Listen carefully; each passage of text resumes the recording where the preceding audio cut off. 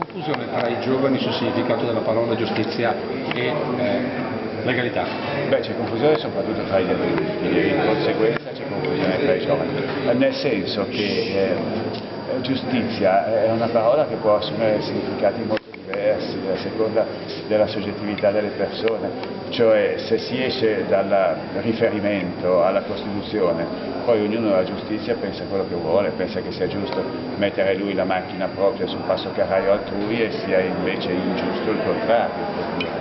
Ecco, ma secondo lei come mai i giovani non credono, non si fidano della giustizia? La domanda è giovane per tutti, hanno detto tutti di no.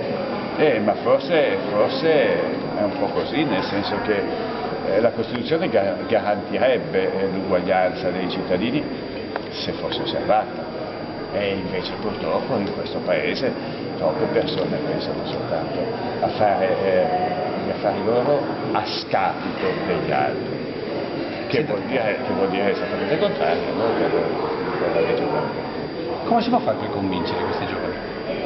Bisogna ragionarci insieme. Io credo che l'unica strada sia quella del pensiero, del ragionare, dell'approfondire insieme. Senta, lei è stato uno del Pullman in Pulite, Sì. È un pezzo di storia d'Italia. Sì. Che differenza tra prima e seconda Repubblica? Secondo me non è che ci sia stato un passaggio tra una prima e una seconda Repubblica, perché una Repubblica diventi diversa è necessario che cambino le leggi, che cambino cioè le leggi essenziali, che cambi la Costituzione per esempio, no? E questo in Italia non si è verificato. Quindi siamo sempre all'unica Repubblica, È cambiato qualcosa soltanto sotto il profilo del sistema elettorale per quel che riguarda questi aspetti. Cos'è che è cambiato sotto il profilo dell'indice della corruzione? Io allora potevo dimostrare che la corruzione era un sistema, perché facevo quel lavoro lì, le prove emergevano anche con una facilità incredibile.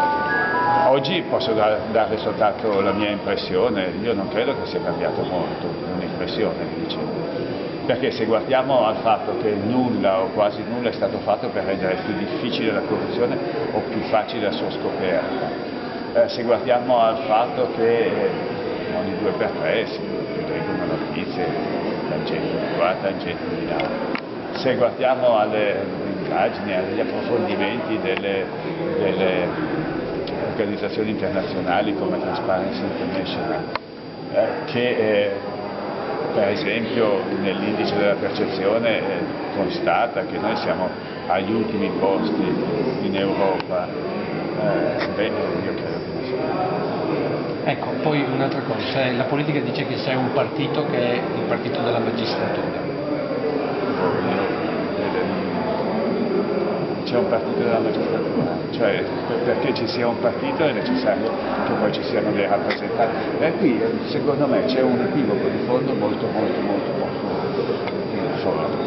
La magistratura ha il compito e svolge il compito di verificare se reati sono stati commessi e da chi. Basta. A me va bene.